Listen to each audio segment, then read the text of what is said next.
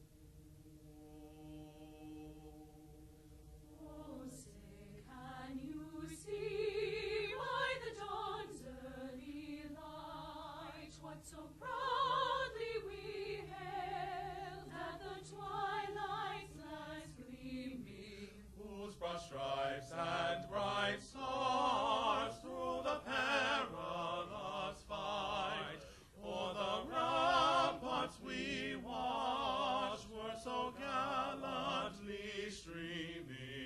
And the rockets red flaring air gave proof through the night that our flag was still there.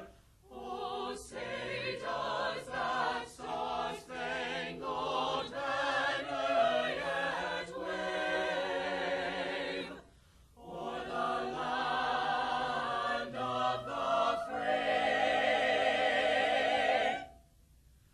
and the home of the brave? Carry, cut. Ready, two. Post, cut. March. Ready, cut.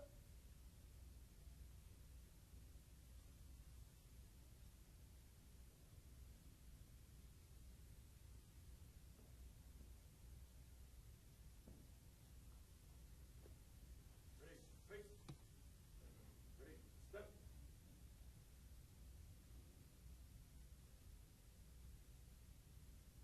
Forward, march. Left, left, right. Left, left, color guard. Hop. Left, face. Forward.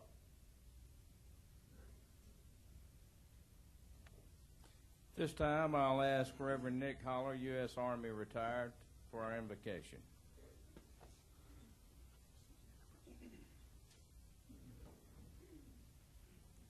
Let us pray. Eternal God, creator of all that has being, source and sustainer of all life, we gather here this morning to remember and honor those courageous men and women who over the history of this great nation have paid the ultimate sacrifice that we might continue to live in a land of freedom and opportunity. Gracious God, our hearts are full of thankfulness as we remember these many thousands of heroes and heroines who gave their lives for their country. Many gathered here today served beside friends and comrades who died protecting the principles upon which our country was founded. Today we remember them and we feel the pain of their loss anew, yet we also swell with pride as we consider what they have done.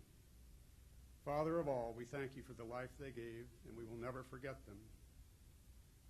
God of all comfort, we seek your grace now to ease the burden of loss as we remember the loved ones and friends. We especially pray that you will bring comfort and peace to those whose loss is most recent. Help us as a nation to ensure that the families of these brave souls are never abandoned or forgotten by their country. Instill with us the commitment to see that their needs for life and well-being are met. protecting God. Even today we have brave men and women whose lives are in peril in distant lands as they once again protect our way of life. We thank you for their courage and also for their example of humanitarian concern as they seek to provide freedom and security within foreign lands. Help us to know and trust in your love which never ends, and to realize that even now our loved ones and friends are also loved by you. Protect them in their time of peril, sustain and strengthen them as they serve, and let them always feel your presence and your love. Bless our gathering here today. May all that we do honor these many thousands who have given their lives. We ask all of this knowing that you are God who brings comfort to us, that we might bring comfort to one another. Amen.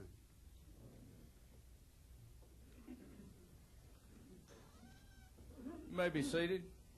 Thank you, Nick. Welcome. Many of you have been here for the last 12 years, this making the 13th, and we are very appreciative for your presence today as we honor those who have made the ultimate sacrifice, and certainly as we honor those who protect our freedom day to day.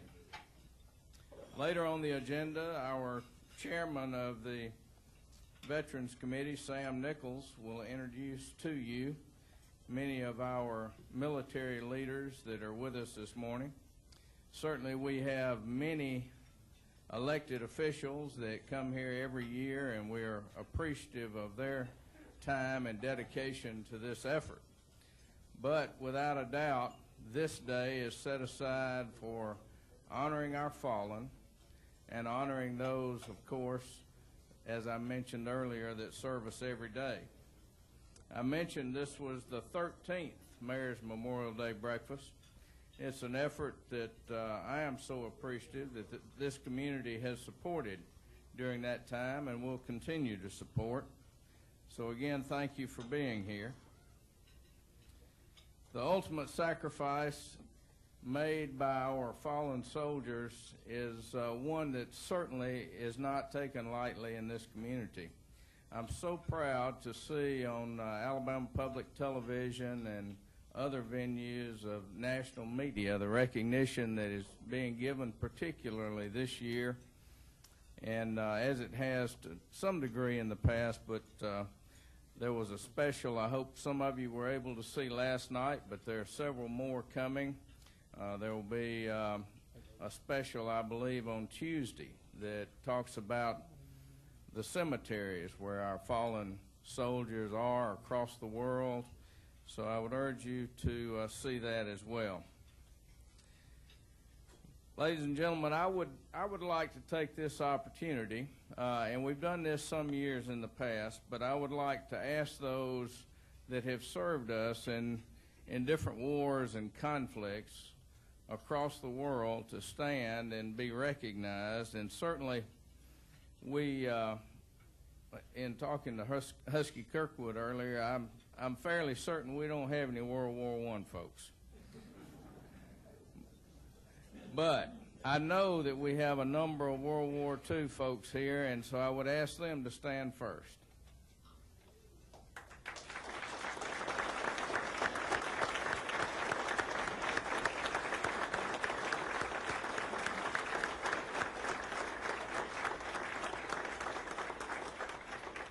You know, we talked a little bit last year about, and I'll never forget this, about being able to go on the honor flight to the World War II Memorial, and Husky Kirkwood won't forget it either because he says I wasn't a very good help to him. But in all seriousness, it was a tremendous honor. My wife and I were in Washington just a couple of weeks ago. We went by the World War II Memorial again, and honor flight folks were still coming in from different parts of the country. And it was amazing, again, just to walk around the World War II Memorial and thank those guys for their service. Now, certainly, I hope you, like I, will thank everyone in uniform for their service. It's, I've mentioned before, it's also a thrill for me to walk through an airport or anywhere I see men and women in uniform and thank them for what they do to protect our freedoms. So I urge you to continue to do that. Now, we've seen World War II, Korea.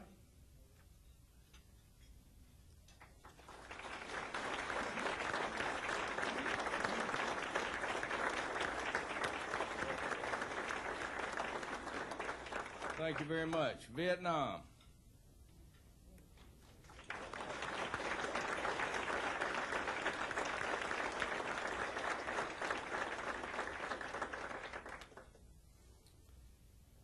Panama, Grenada, Bosnia, Iraq, and Afghanistan. Thank you, sir.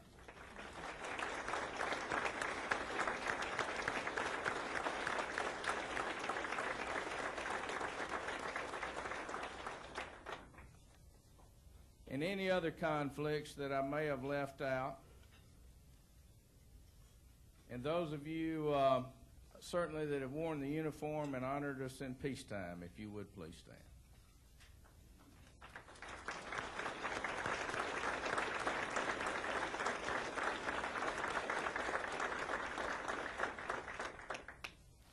Thank you very much. I'd like to thank our Veterans Committee, who has worked tirelessly over the last year putting this event together.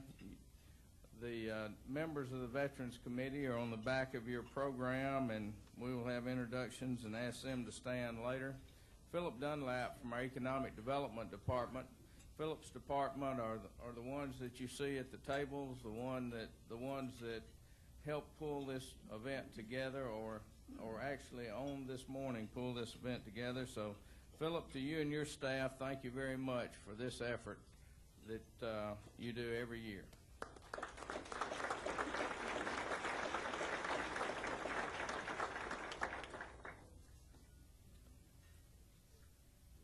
All right, to our table sponsors, and those are listed in your program as well. We appreciate so much our local businesses and their efforts for our organization of this event today as well.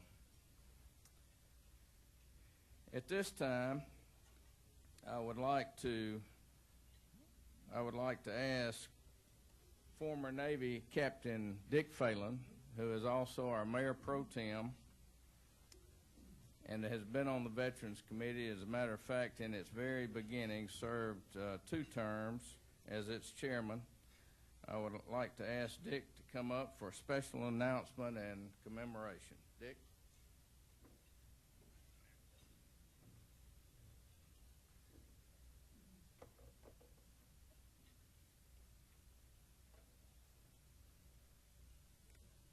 When you arrived here this morning, you saw in your chair a couple of different things. One was the applications for bricks at our Veterans Memorial Monument. Now, if you don't have a brick and you want one, it's $100. Get it in by June 30th, and we'll have it in place by Veterans Day. We've already got 800 in place. We're looking to build it up to at least 1,000. The second thing that you also have was an application for the Auburn Veterans Scholarship Foundation. You can either, as you look at it, you can either mail it in or you can drop it at the front desk when you leave here this morning. But take a look at it, see if you want to contribute, and if you do, we certainly welcome it. As many of you realize, the Auburn Veterans Committee gives out $2,000 scholarships annually to both Southern Union as well as Auburn University. While Southern Union is still working on their scholarship this year, we do have one that has already been presented by Auburn University. The winner is Tamika Fields, who grew up in Auburn. She is an Air Force veteran and is a senior at Auburn, majoring in art, radio, television, and film. The reason Tamika is not here this morning is that she is serving an internship out in the West Coast. Although she is not here, her mother and stepfather both are here. Darlene and Ernest Brunson are with us today. Would you all please stand?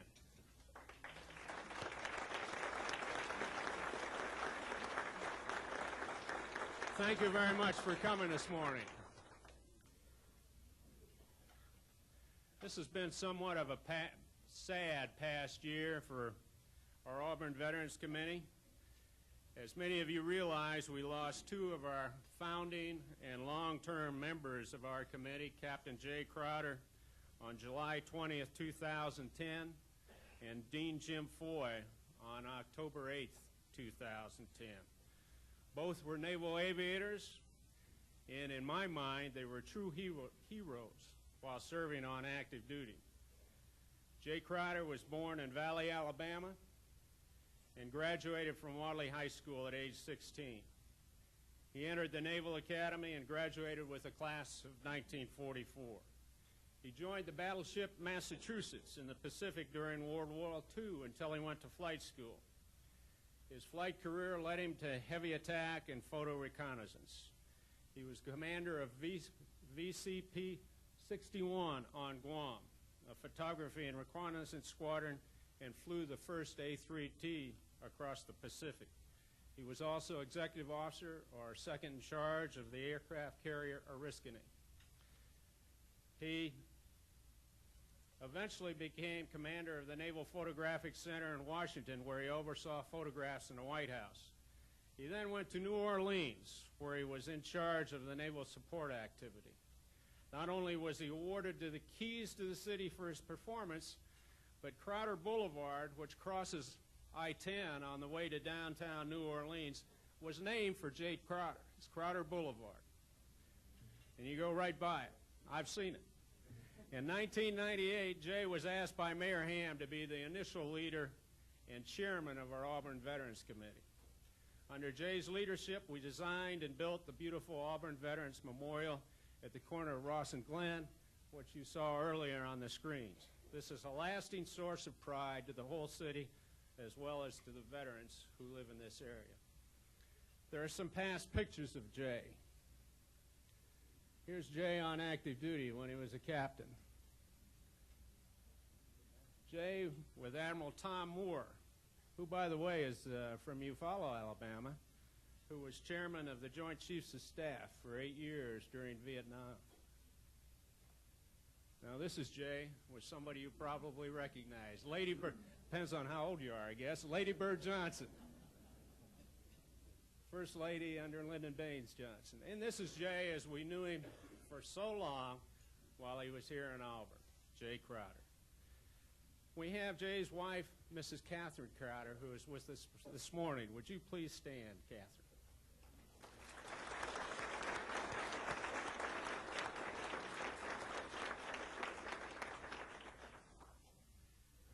Jim Foy did an awful lot while he was in Auburn, and we literally could talk about it forever.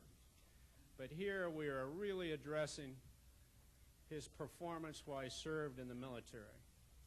After graduating from Alabama, Jim served as assistant to the Dean of Men at the University of Alabama for 2.5 years. After Pearl Harbor in December 1941, Jim volunteered for naval aviation flight training in January 1942. A fighter pilot with VF-27 on the USS Swanee in the Solomon Islands campaign, he was awarded an Air Medal for destroying 2 Japanese aircraft in one battle. Upon return to the States, he served 18 months as a flight instructor at Lee Field in Green Cove Springs, Florida. After 6 months, he had reduced the fatality rate of pilots by 57%. He was executive officer of VF-75 attached to the USS Franklin D. Roosevelt when the war ended, and Jim flew an F-4U Corsair in the victory flyover over the nation's capital. Jay asked Jim to serve on the Veterans Committee when it was initially established in 1998. Jim, of course, did. But because of not only what he did in the military, but also because of what he accomplished both at Auburn University as well as the Auburn community, Jim was awarded the Auburn Distinguished Veterans Award in 2004.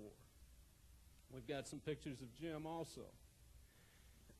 This is Jim after volunteering for flight training, having completed, but before he was on the USS Swanee. Now this is Jim with one, I think that's an F-4U Corsair. Is that right? That's an F-4U Corsair, right, Norm? That's what he flew over Washington with. Now this is Jim, and what he is holding here is his airplane windshield from having gotten hit when he was attacked off the USS Swanee. Now, if you look at it, you can't see it there, but if you look at it, there are all kinds of cracks in that. He was hit by 2 Japanese 22-millimeter shells. The windshield never broke, and Jim managed to get this really heavily damaged aircraft. I was surprised when I read what Susan sent me, but the heavily damaged aircraft back to the field. Now, this is a picture of Jim on his 90th birthday. And if you remember what happened on his 90th birthday, he went flying in a T-6 Texan trainer, similar to the one he trained in World War II. This is a copy of what came from the Auburn Plainsman, but this is Jim getting off the airplane. He had a great time that day. We are privileged this morning to have Jim's daughter, Susan Foy Spratling from Birmingham, and her husband, Ben, and their son, Ben. Would you please stand?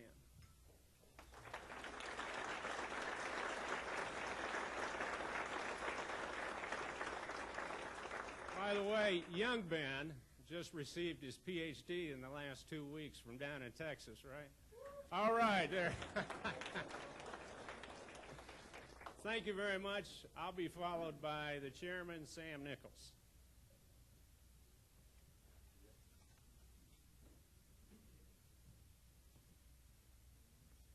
Where's the teleprompter here? I thought there was one. First, I'd like to recognize a couple of past distinguished veterans. I noticed 2 of them here today. The Honorable Pete Turnham over here. Sir, please stand and receive a well-deserved round of applause.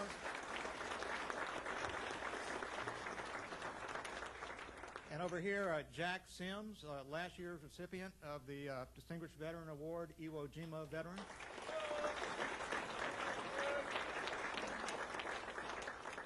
And we've got some other VIP distinguished servicemen here today. First of all, General Perry Smith. He's the Adjutant General of the state of Alabama. He's the commander of the Alabama National Guard. Thank you for coming, sir. Richard Fox, Captain Richard Fox, is the Professor of Naval Science at Auburn University, commander of the Naval ROTC unit. And as Major Jeffrey Dial, he was here early. Stand up, sir, and keep standing. Major Jeffrey Dial.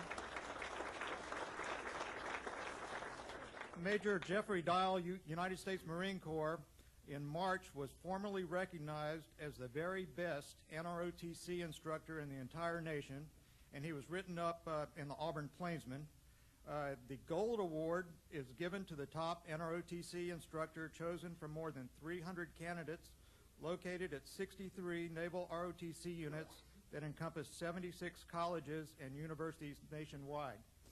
You won't find a more dedicated or harder working Marine Corps officer. Thank you for being with us, sir. Semper Fidelis.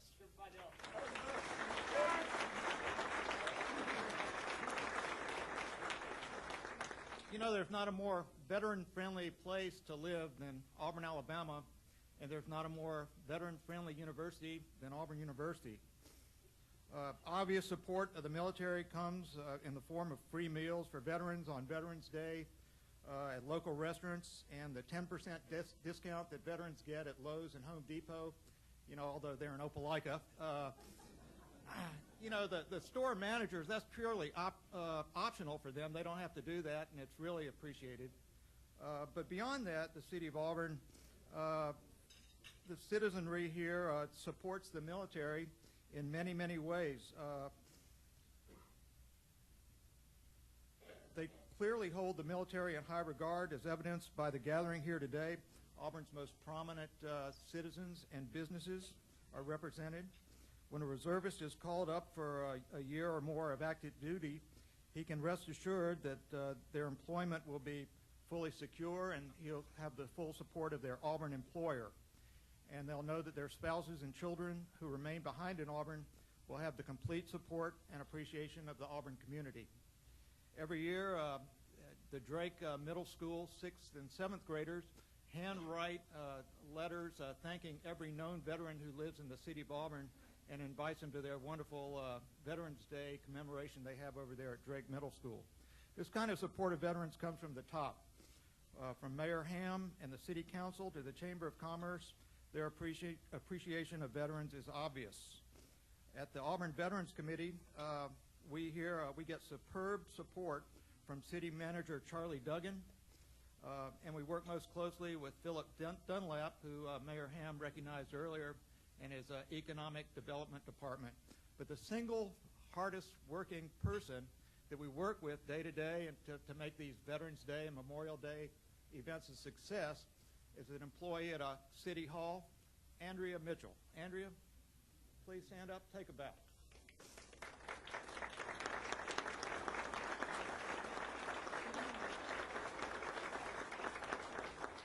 Thanks, Andrea.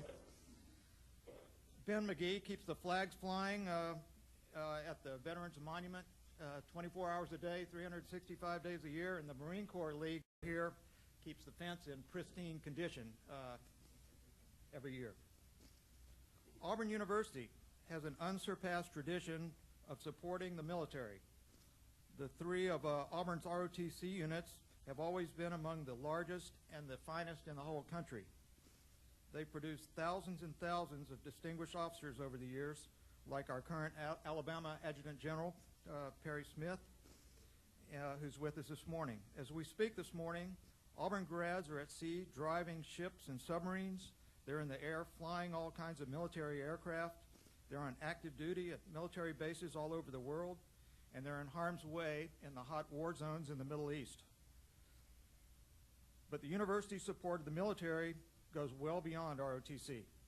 Auburn University is currently a finalist in the Department of Defense's highest award to employers who support reservist deployments, the Freedom Award.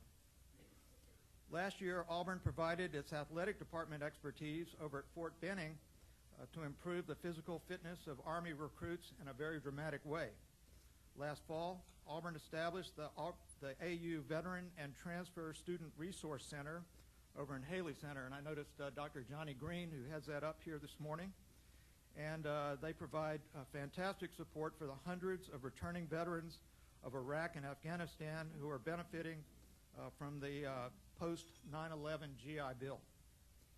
And research and development at Auburn's laboratories have benefited the military in numerous untold ways over the decade, in everything from space-age materials used in supersonic aircraft to bulletproof textiles to explosives detecting dogs in war zones. I don't know if you know this, but a few weeks ago when the Navy SEALs rappelled down from the modified H-60 Black Hawk Hilo into bin Laden's compound, one of those SEALs had a explosive sniffing dog strapped to his back.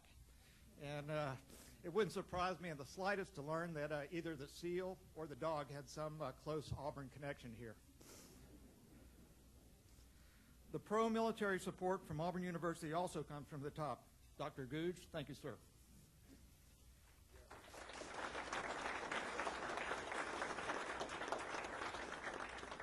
Auburn's Board of Trustees, faculty, and staff have always been supportive of veterans, and as has the Auburn student body. Veterans in uniform will always get a smile from their fellow students as they walk around the campus. That doesn't happen in enough universities and colleges around the nation, and we can be proud that it happens here at Auburn.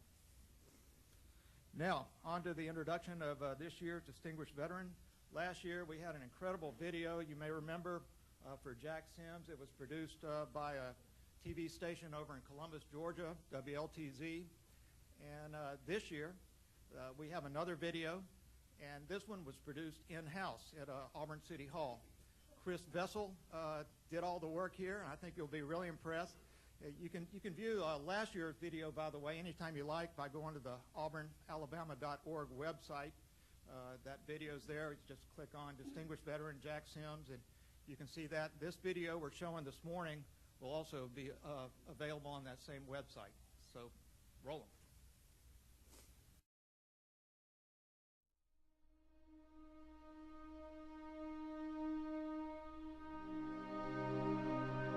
We have main engine start.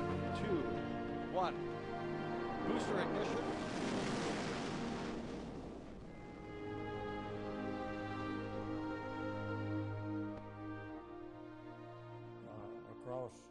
Creek was an airfield. It was probably, distance-wise, maybe a half a mile from our house.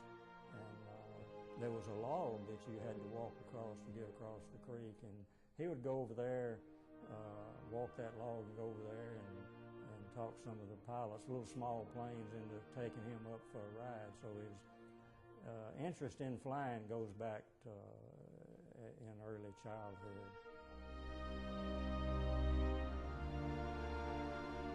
I graduated from Auburn back in '54, it's a long time ago, and I really love physics and graduated in that. And when I was a senior, I decided that I wanted to go to graduate school. So I went to Duke, but before I graduated, I took the commission in the Air Force. The Army wasn't too happy with me, and went up to Duke. The Air Force tried to grab me a couple of times to go through pilot training. And the first time, I had the dean of the physics department writing for me and said he's doing real well, number 2 in class and all that sort of stuff. And anyhow, bottom line is they said no the first time, and they said no the second time. And so I had to go to pilot training and drop out of graduate school.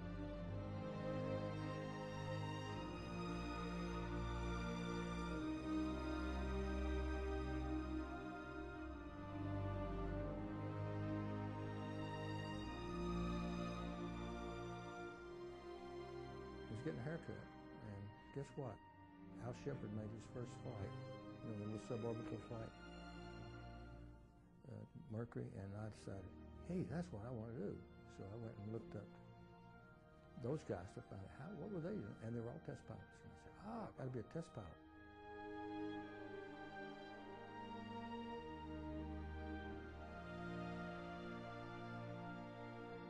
When Nixon got into office, 69, he canceled the program. We are going forward. America, the United States, is first in space.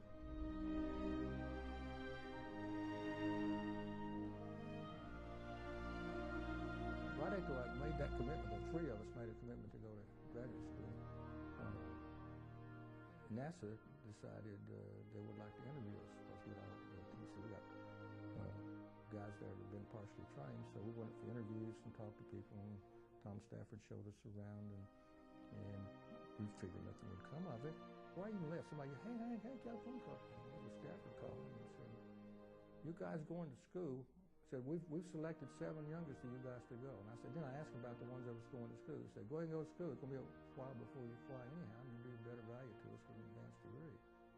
So I went to University of Tennessee Space Institute.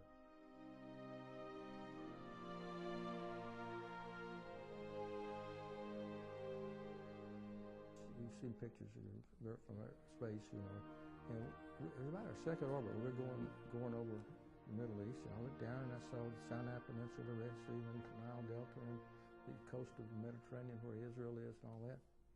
And I turned to TK, my commander, and I said, Ken, it looks just like the map. And then I realized what I said. I don't know what I expected it to look like. He started laughing.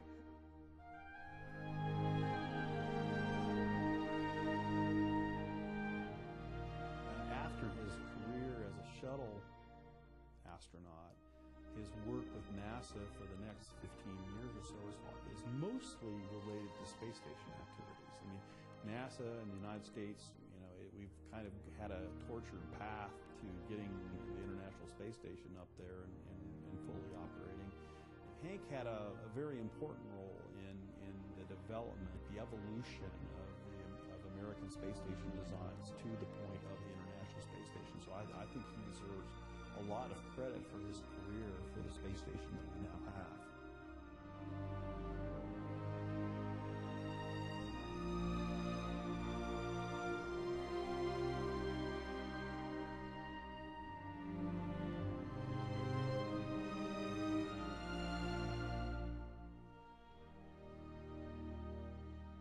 That was a decision right then, what I saw Shepard do and what the guys after him were doing and all the rest of it. I said, this is what I want to do. And so I started, I try to tell young people, pick out what you want to do, make goals, go out, research it, and find out. And I said, don't get disappointed if you don't get what you want, because you've learned something in doing it. I've had several disappointments in my career and managed to overcome them. He's always been that way, very focused on his whatever he's doing at the time, and I think that's something we can all learn from, and that goes back to the saying, I guess, that any job worth doing is worth doing well.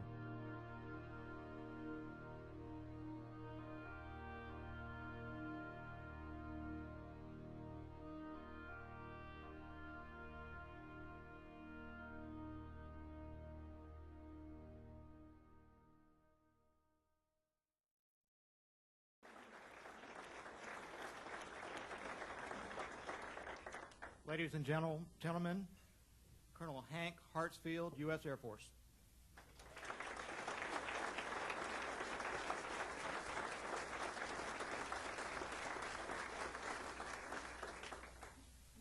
Well, first let me say that I'm very pleased to be here, and I feel very honored. In fact, I have to listen to who all the people are here and the great things they've done. I feel like I should be way down here somewhere. It's really great to see all you people.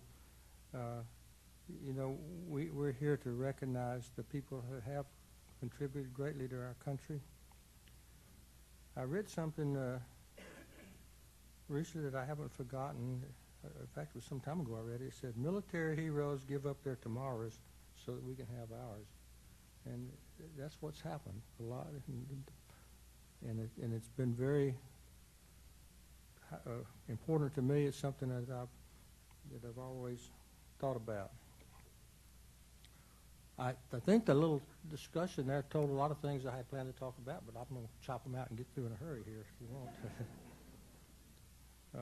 What I really wanted to do is talk about my life and my career a little bit and tell you about space, and then get back to the main subject. I guess a lot of the places where you start thinking about your life and what you've done has to start with your parents. I had two wonderful parents, my dad and my mother. They were both raised on a farm in Alabama. My dad only had 8th grade education.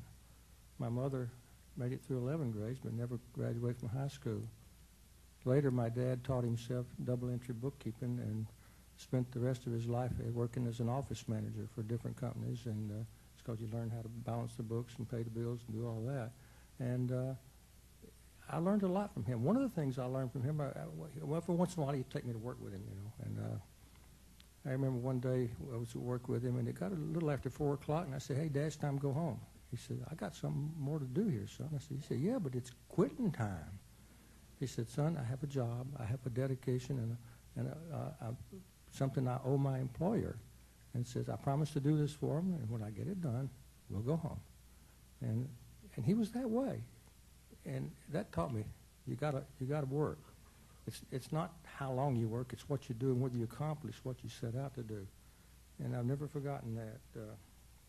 He also taught me honesty. I never will forget one time I was with him at work, and some fella came in, and he spoke to me. He said, "What's your name, son?" And I said, "Henry Hartsfield." He said, "Oh, is that your dad?" And I said, "Yes." He said, "Son, your dad is the most honest man I've ever known." I've never forgotten that, and I had several others tell me that. And I found out the hard way, if I did tell a story, I suffered a little from it. So he meant it when he said, "Be honest." Another thing that was important to my mother and dad was education. They insisted that I and my brother get an advanced education. Since they didn't have it, they knew it was important. By the way, I remember from high school a definition of education that I've never forgotten, and it is that education is what you have left after you've forgotten everything you learned. Now think about that. That is it. When you're learning all the facts, you're training your brain how to recognize problems, solve problems, predict what you want to do. It makes your whole life successful. The other thing that I got interested in the little film it talked about was flying. I loved airplanes. I really loved them. And one of the guys that my dad worked for a while smoked cigarettes. And most of you probably don't remember this. There used to be cigarettes called Wings cigarettes. And every pack had a little card in it with a picture of an airplane. And Daddy always brought those home to me, and I pasted them in a scrapbook. And also, if I saw a picture of an airplane in a magazine or newspaper, I'd cut it out. By the way, I was a World War II kid. In fact, I'll never forget.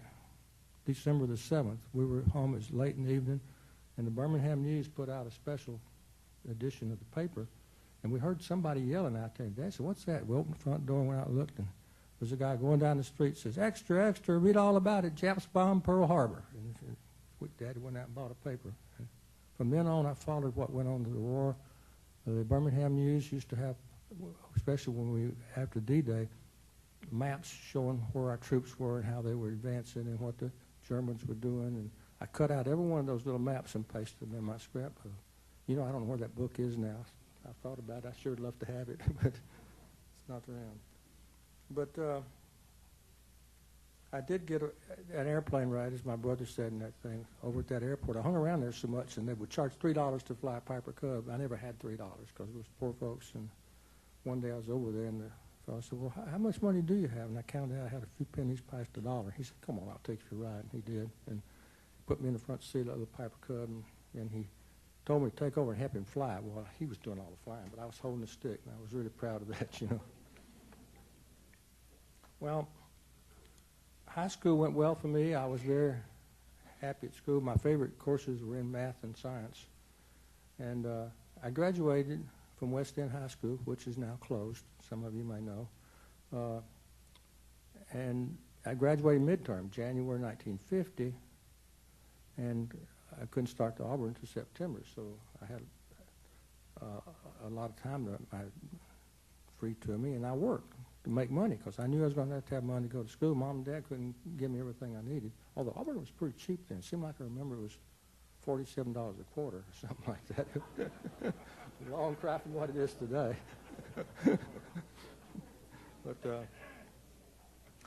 But as freshmen, I had to register, and I'm trying to remember the place I registered. It was a wooden building. It may be the one where they used to play basketball across to where the stadium is now.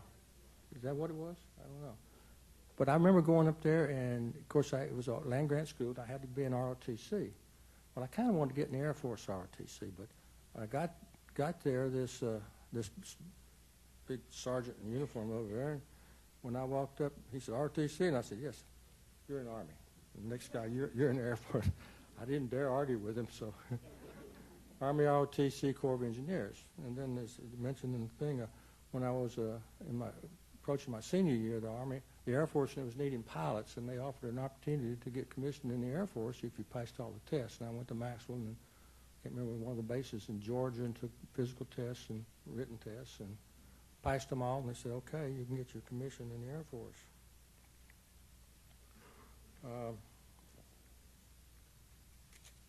Let me see what else I got here. Oh, when I got close to graduating, and mentioned there, I applied for 5 graduate schools and asked for assistantship because I knew I couldn't go without some money. And I got no positive answers. Well, boy, I was heartbroken. My whole career was going in the toilet. And about a week later, I got a telegram from Duke University that they had a cancellation and they could offer me an assistantship. So I went to Duke and majored in physics, hoping to get a PhD, but I hadn't been there but a couple of months, and I got a letter from the Air Force that says, "Time to go to flying training." I said, "Whoa, wait a minute, it's too quick." And one of the deans there at the graduate school, he wrote a very nice letter for me. I was doing well in school. Said the Air Force would be better off if you let him get his advanced degree. They said, "Okay." So they gave me to June, and then they sent that. There was no reprieve on the other one. So June '55, I went to pilot training and went to Bainbridge, Georgia, and there I flew the T-28 and T-34. And boy, I found out flying was great. I really loved it. And after I finished there, they had a choice of you could go to single engine or multi-engine for your basic training. And of course, I wanted single engine. I wanted to be a fighter pilot. And I had a guy in my class. He was kind of funny. He said, "I want multi-engine. So I want to, when I'm flying an airplane, I want to look out and I want to see engines as far as I can see."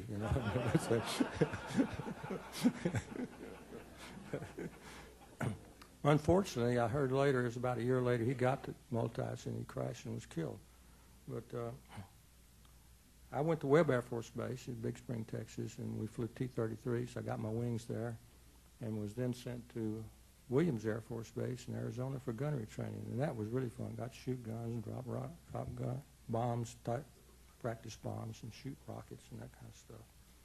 After finishing there, I was transferred to Seymour Johnson Air Force Base, which was my first duty station, and I went in to report.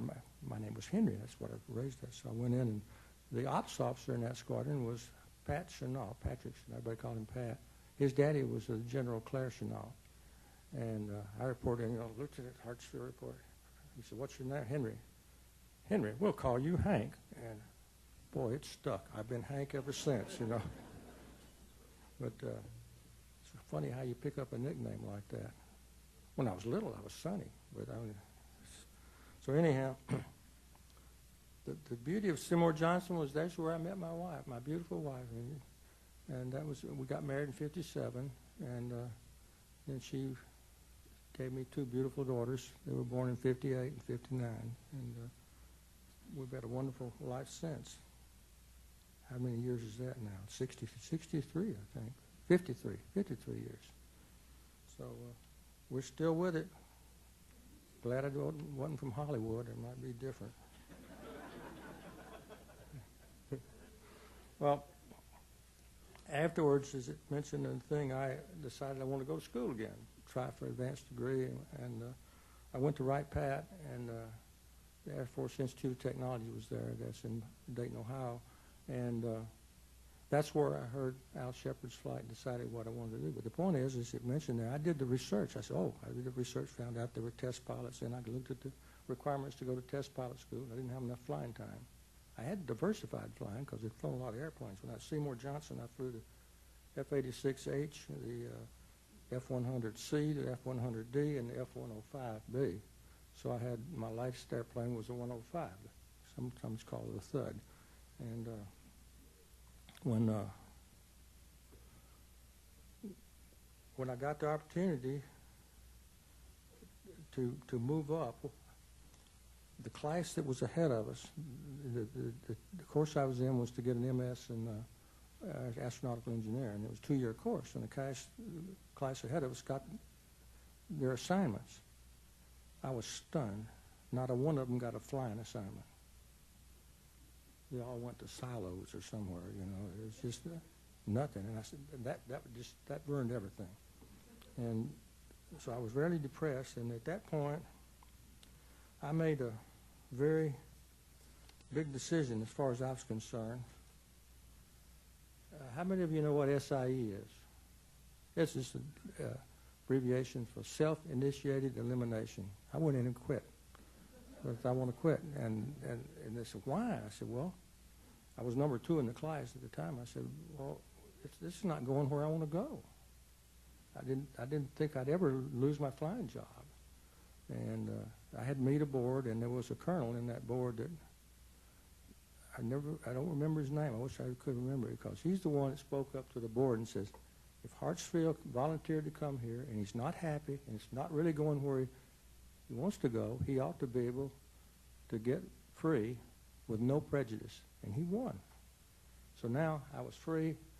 At the same time then, I'd also gotten word that the Air Force was going to man up Spangdahlem and Bitburg air bases with 105s. I still had the rating from Seymour Johnson, so I immediately applied, and I'd never been overseas. That was another plus.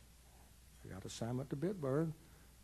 Of course, at the school, everybody knew. Said, "All right, whose string did you pull to get that?" And I said, "No, I just did my research and followed through."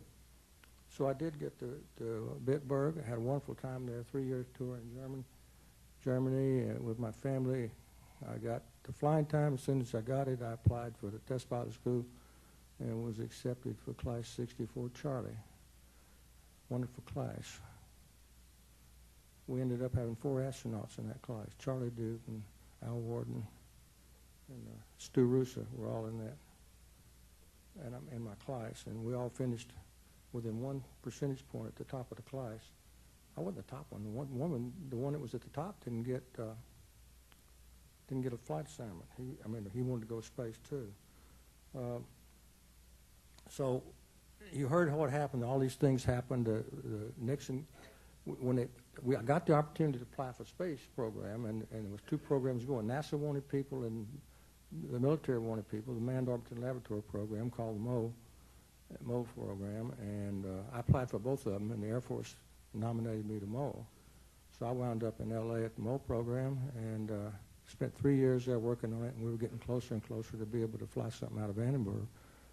And then Nixon came in, and he canceled the program, and you're talking about a downer. All of us were downers. And so then they came around and said, well, where do you want to go? What do you want to do next? And we were all fighter pilots. They said, we want to go to Vietnam. Well, that's what we've been trained for, you know. He said, well, the general said, well, you can go, but you'll have to work in the command post in Saigon. I said, what do you mean, no flying? He said, well, you got a 2-year duty and travel restriction. You can't go anywhere that you can be captured for 2 years because you've been exposed to some very top secret stuff, you know. And so we were all just didn't know what to do with that. And that's when I said, well, heck, I'll go back to school for a while if I can't go do what I want to do. And that's when I went to AFIT. UTSI, University of Tennessee Space Institute, which came under AFIT. And the 3 of us went to school. Stafford said, do that. And but I was really worried that maybe NASA would change their mind, but they didn't. I finished my work there, getting a master in engineering science. I took my family and went to Houston in 1970. My degree was officially awarded in 71. Things weren't all that great with the program then. I don't know if you remember. I got there at the tail end of Apollo. In fact, I was Capcom for Apollo 16. And they had canceled Apollo 20. Then they canceled Apollo 18 and 19. They were building Skylab, if you remember that. That was a laboratory they flew in space and had 3 different crews go up. But and they were building the second one. And they were talking about building the third one. Then they quit talking about the third one. The second one is now in the Smithsonian. And the first one we did fly, and I was a Capcom for all 3 of those missions. So it was a wonderful career. And as I said, I spent time there initially working on the entry flight control system for the shuttle. Did a lot of simulation work on that, both in Houston and in the West Coast with Rockwell. And then worked on Space Station a lot afterwards. Anyhow, I did finally get to fly. Now, I wonder if, real quick, we could throw my slides up there. I figure out which one makes it go. Now, I got to ask you a question. On which flight, and it's the only one I know of, did the entire crew go to the same university? That one. TK graduated from Auburn, Natalie, and I graduated from Auburn. And I don't know of any other flight that the whole crew went to the same university. We were real proud of that. In fact, we were down there, let's see if this makes this thing go. Yeah. We had, the solid rocket motors, you remember, were big white things on the side. Well, we asked them down there, can we paint one of those blue and one orange? And they said, no way. And then they started laughing, you know. And I said, well, we just thought we'd try. We always had a lot of fun doing things. I know one time before we flew, they decided that TK and I could take some fruit with us on the flight, fresh fruit, as long as we eat it within the first day or so. And so the guy that was running the change board, you know, said, well, okay, says, what do y'all want? And TK told him, said, well, I want a banana. Says, Hank wants a watermelon. Because he was joking, everybody laughed, you know, but you just have fun as a crew. And one of the things they told about there was me seeing the Middle East for the first time. I think back about that, it was kind of dumb, you know, but what I said, but that's just the way it looks just like the map. Well, it should. It should. Let me see what I've got here. Okay. I want to talk to you about if you look there, this is breakfast on the day, it's the day before you fly. It's a tradition there to build a cake for the crew. And if you look close at the cake, it's got the patch design on it. And that was true every flight. Let me see if I can get through. Well, this is us suiting up for the flight. And then we got out there and got to go. one heck of a ride. You know, the engine starts, it's pretty quiet. When the engine starts, you feel the birds shake a little bit. And really nothing happens till you get down when the engines fire and the solid rocket motors go. Well, when they go, you know the vehicle's going somewhere, and you just hope it's pointing in the right direction. Because I mean, you come roaring off the pad, and a lot of noise, a lot of shaking. And if you notice the water deluge that comes on before they launch, that's to knock the acoustic noise down, because the energy in the acoustic noise without some kind of attenuation could cause a lot of damage to the vehicle, which they didn't want to happen. It goes pretty heavy. The G level builds up. You fly pretty smooth after the solid rockets go away. Then it's a smooth ride, and you drop down to just under 1 G acceleration, and it slowly builds till it gets to 3. When you get to 3 Gs, the engines start throttling back, and then pretty soon you shut down. About 8.5 minutes, you go from nothing to 17,500 miles an hour. So it's a pretty good, quick trip to get moving. But it's nice when it shuts down and you know you're in orbit and everything's going right. See what else I got. Okay, we didn't have all the stuff we got now with the computers and all that. We got messages up, and you see right there. Tell me, what do you call that thing? Tell us something.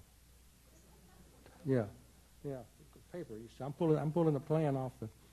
See, what happened was that we had a hailstorm the night before we launched, and they called us to go out to the pad and look at it, and then all the little black tiles had little white spots all over it. And TK and I were pretty sad when we went back to the quarters, crew quarters. That we're not going anywhere. Those tiles are damaged. Well, they went to JSC and they got a tile expert, and they put him in the back seat with T-38. I was told he was partly terrified, and they flew him in that T-38 to the Cape real quick. And he went out and looked at it and blessed it. Said, it's okay. They're small, but it'll be okay. Now, those tiles normally have a coating on them, a coating that makes them waterproof. Well, with all those little pecks in there, it wasn't waterproof. And the tiles are open core materials. And our performance going to orbit was slightly reduced, and they estimated we took 2,000 pounds of water to orbit with us. It was in the tiles. Then they got worried. Well, what'll it do if we come in the engine and get the heat? It's got water, it makes steam, blows things apart and all that. And so they decided we'd try to bake out the tiles. So we spent 72 hours with the belly of the orbiter pointed to the sun. Every time we came back in the sunlight from the sun side of the Earth, we're putting sunlight on. And we had some tests to do. This was the 4th and final test flight of the orbiter with a 2-person crew. There's only 2 of us, and we had tests to do on all the systems. One of those things was to cycle the payload bay doors. And when I cycled the door, the port door, I watched it go down, and then all of a sudden, the door, the tip of the door hit on the aft bulkhead, and the door warped. So, oh my goodness, I hit the stop switch. By that time, we didn't have satellite comm. All we had was direct comm, and we just lost the sight, lost the signal. And so we had to wait, and TK and I were looking at that. If that door is broken, we're in trouble, because the door is part of the structural integrity of the vehicle. And so we finally got the signal back to the Cape, to Houston, and could talk to them, and they said, open the door, open the door. So I drove it back open. As soon as it got strong enough that it broke that connection from the aft bulkhead, bing, went back in the same shape, So we didn't have another problem. But what you think about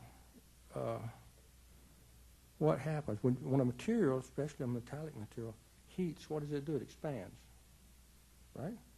So we had the belly of the vehicle in the sun all that time, and the belly then made a slight cup. It started bending. When it did, the bulkheads over here pushed a little closer together. So, and when you look at those, I call all those kind of things a flat head thing. When you say, God, I should have thought of that,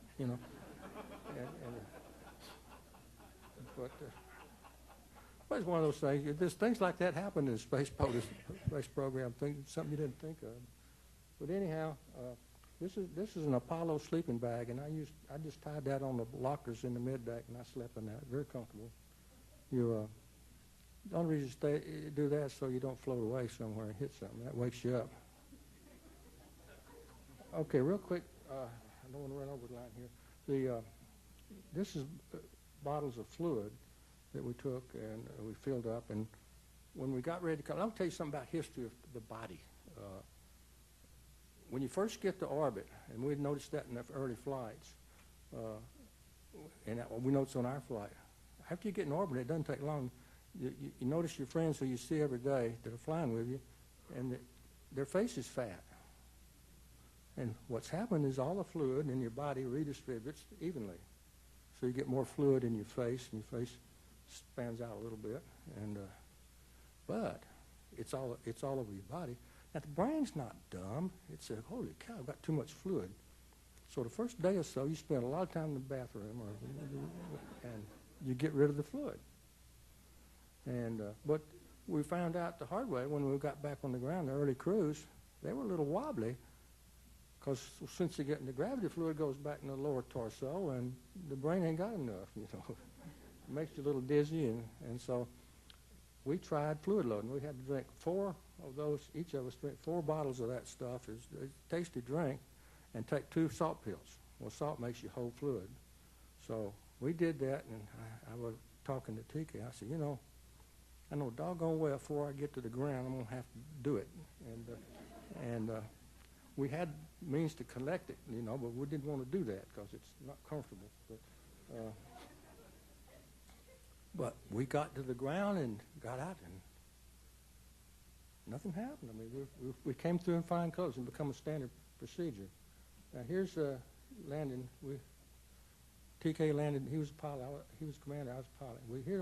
We're getting off the orbiter, and we knew ahead of time that we were going to be met by somebody. This is President and Mrs. Reagan, and it was a wonderful thing to meet the president. And but TK and I were worried about, well, if we really get dizzy or something and fall, what are we going to do? We had something picked out we were going to say. When we fell down, we were going to say, "Nice pair of shoes, Mr. President."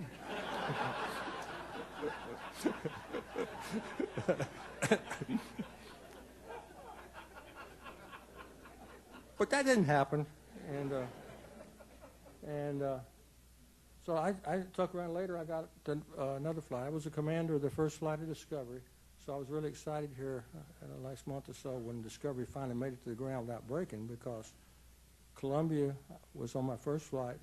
We lost, and I'll show you here in a minute. My last flight was on Challenger, the last successful flight on Challenger, and of course the next flight we lost Challenger, along with Judy Resnick, who. Let me see if I can get this thing to go.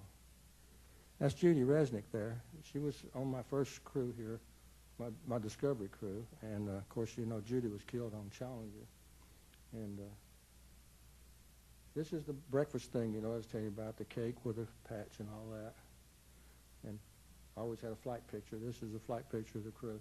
I almost chopped Judy's head off in the picture, but that's the way it works up there. We launched 3 satellites on this flight. 2 of these PAMs, and then let's see, what is that? Oh, I'm sleeping.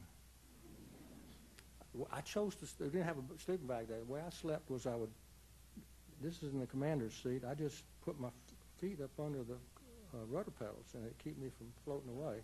And I just fold my hand asleep like a baby, you know. Put the patch over my eyes, because you're still getting your daylight sunlight, daylight nighttime stuff as you go around the Earth. You get a sunrise and a sunset every 45 minutes, something like that. This is one of those, what they call IMAX camera? Yeah, loading the camera. There's the big satellite. This thing weighed about 14,000 pounds if you had a scale to weigh them up there. And that's what it's free flying. The PAMs were only about, the ones I showed you earlier, the smaller satellite, about 7,500 pounds apiece. This was a major experiment that Judy worked on. It was a test solar array. It didn't have very many live cells on it, but the idea was to look at the structure of the thing, how stable would it be. When it was fully extended, it was 105 feet tall, and I had to fire thrusters to kind of make it oscillate, and the engineers missed the strength of the thing, the bending characteristics, and they didn't get the data they wanted, but at least it worked fine. And you'll find that when you see pictures of the ladies and their hair's not tied around, it kind of wants to do its own thing. And we had a redesigned nozzle on the dump. And you can see what happened. It didn't work too well. They were dumping water, wastewater, and all of a sudden the temperature started going down, and we recognized it and stopped. But meantime, we formed this big icicle out there, and they got worried, well, if this thing breaks off an entry, it's just in a place to go hit the back part of the orbiter, and maybe the pods where all that fuel is. And so they got worried, and they started making us plan for our EVA and that kind of stuff. We didn't know how to do it. Meantime, they worked out a way to get it with the arm, and I used the arm to knock that icicle off, and it floated away, and we got a picture of it. We got home, they'd already made a special patch for us, calling us the Ice Busters. But, landed on the lake bed out there, had a nice landing, but this is the next flight, but when I landed, the vehicle veered to the right a little bit, and I put in full rudder and got it straightened out. We had nose wheel steering, and I didn't know why it did that, but I just went on straight down the runway. But I had veered a little to the right, so I was on the right side of the runway. You would never believe these stupid reporters wondering, how come you didn't land in the middle? Everybody else lands in the middle. You know, I explained that 100 times. You know, you're on the runway, you're on the runway. What do you care, you know? But from then on, I said, if that happened again, I'm going to get back in the middle. But turned out that one of the wing struts, the wheel struts, had gotten low pressure, and it just made it tilt a little bit. And of course, it wants to turn. So I did that. This is my third flight. This was on the Challenger. We had a crew of 8. It's the only time 8 people have ever launched on the shuttle. 8 has come back before several times. The only time we launched, we had 8. And I always tell people we had the most diverse crew you've ever seen. We had a woman, we had an Afro-American, we had 2 Germans, we had a Dutchman, and we had a Marine. Now you can't get more diverse than that. And there's the crew. We had a good crew, and this is on the table is the cake again, if you could see it. This is the in-flight picture, and you notice everybody's laughing real hard. Now the reason for that is that the guy in the bottom center there, Steve Nagel, he was my pilot, and he had set the camera up and set, for 10 seconds to get back, and he floated back. He didn't quite get back in time for the first picture, so we had to repeat it. So this time he went back up and set it, and then the guy with the mustache is Wubo Ockels. He's from the Netherlands, and after he snapped it to start the timer, Wubo reached out and grabbed him by the pants, bam, jerked him in the picture, and everybody started laughing. And about that time, the camera snapped. So we got a good crew picture out of that, yeah. This is the picture out of the back windows, the orbiter at the Space Lab itself. And we've flown a lot of Space Lab missions.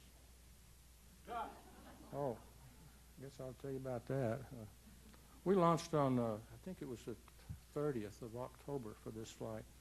And, of course, next day was Halloween. And I figured, well, it's time to do trick-or-treat. So we had the cover on a checklist we didn't need anymore. So I took that cover and drew the little mask on it and cut it out and put it on, got me a storage bag, and went back to the lab to trick-or-treat. Well, then didn't find out till then that the Europeans don't do trick-or-treat like that. So I didn't get anything, but they were nice, and we didn't have any problems. But NASA put that doggone picture out right after they got it. And then I got this letter from one of the congressmen that got a letter from one of his constituents. Some lady was very concerned that her taxes were being used to buy toys for the astronauts. And so I wrote back and told them what really happened. I said that not a penny went into that. It was a piece of paper we didn't need anymore, So I never heard any more from the congressman, so I guess he satisfied her. I don't know. There's the landing. See if I can get this thing. Maybe that's the last picture. I don't know. It probably is, yes, because I'm running out of time here. I have some more thoughts about today. I've showed you the fun part. I just want to tell all you people that I've always been sensitive to our veterans and who dedicate their lives and military service and protecting our nation. You know, I learned from observations of during a kid during World War II and subsequent wars before I joined the military myself, and what great things these people have done to preserve our way of life. And today is the day when I think all the people, including all of you, are here to recognize these people and thank them. We owe all of these people thanks for their service, and I've always tried to do it myself. There's been much said about these heroes with greater eloquence than I can possess, and I found a few of them that I sort of liked. As William Woodman, as his name said, their silent wounds have speech more eloquent than men, their tones can deeper reach than human voice or pen. Well said, well said.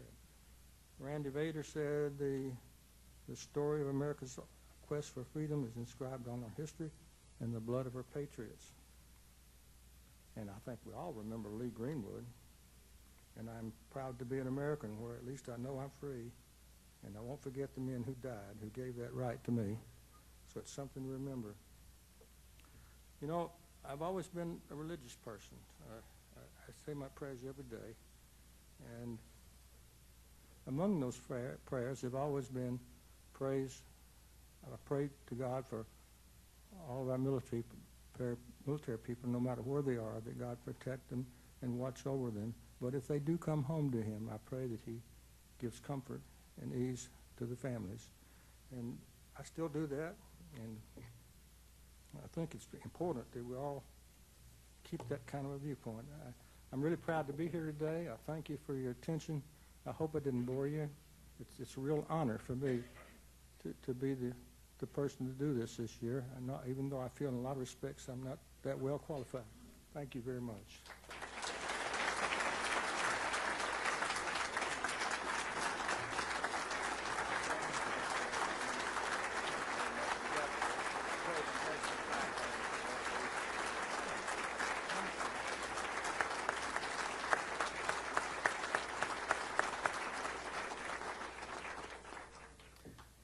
Colonel Hartsfield, we are definitely honored to have you today, and I do want to present you this plaque in remembrance of this day. Also, as we will leave here and go to the Veterans Monument, and we hope that each of you can join us there. We will, Colonel Hartsfield, myself, and one of our firefighters who is also Staff Sergeant in the Army will assist us in placing the wreath this year, so we hope you'll join us there. The plaque reads, the Auburn Distinguished Veterans Award in grateful appreciation to Colonel Henry W. Hartsfield, United States Air Force, Auburn, Alabama, May 20, 2011. We appreciate your dedication certainly to our country, Colonel, to Auburn University, and now to the city of Auburn, so thank you very much.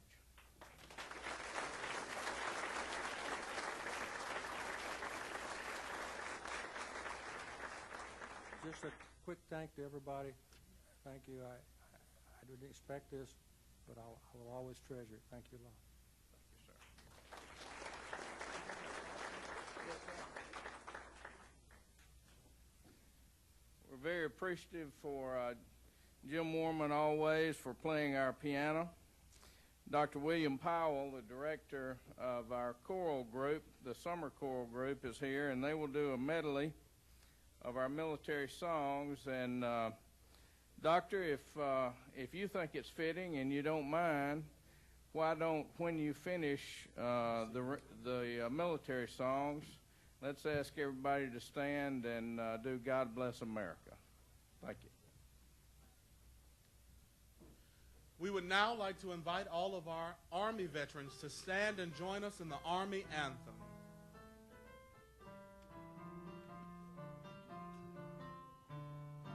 Over hill, over dale, we have hit the dusty trail as the army goes rolling along. Counter march, fighter bows, hear those wagon soldiers shout while the army goes rolling along. For it's high, high, me in the field artillery.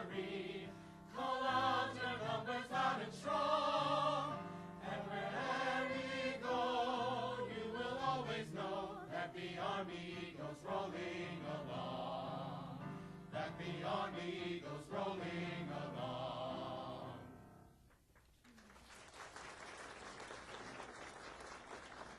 We would now like to invite all of our Navy veterans to stand and sing Anchors Aweigh.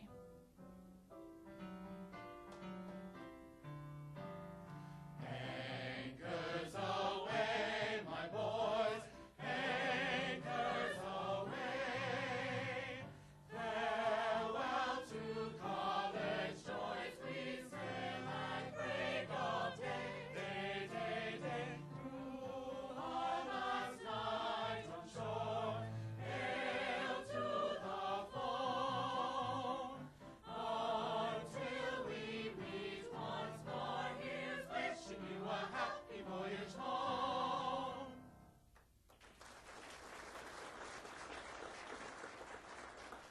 We now invite all veterans of the United States Coast Guard to stand and sing the Coast Guard Anthem. We're always ready for the call. We place our trust in Thee. Through hauling gale and shot and shell to win our victory. Semper Paratus is our guide, our pledge, our motto too. We're always ready to or die. I Coast Guard, we fight for you.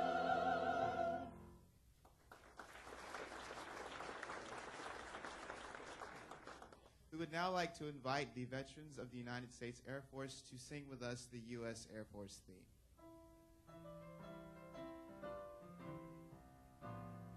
Off we go into the wild blue yonder, climbing high into the sun.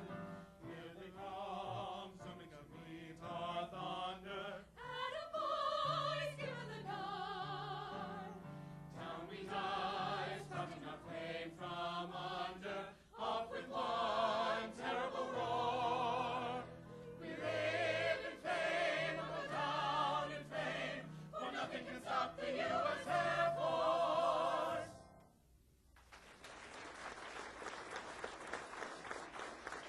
We would now like to invite all veterans of the United States Marines to stand and sing the Marine Corps hymn with us.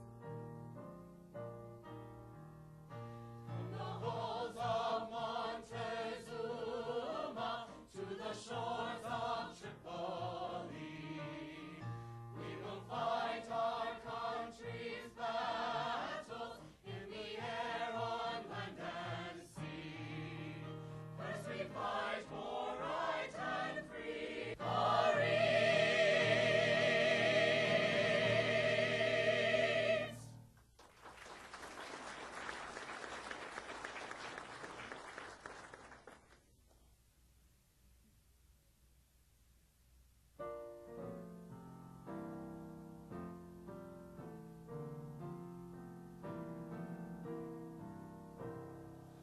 God bless America, land that I love. Stand beside her and guide her through the night with the light from above. From the mountains to the prairies, to the ocean, white and full. God bless America, my home, sweet home. God bless America, my home, sweet home.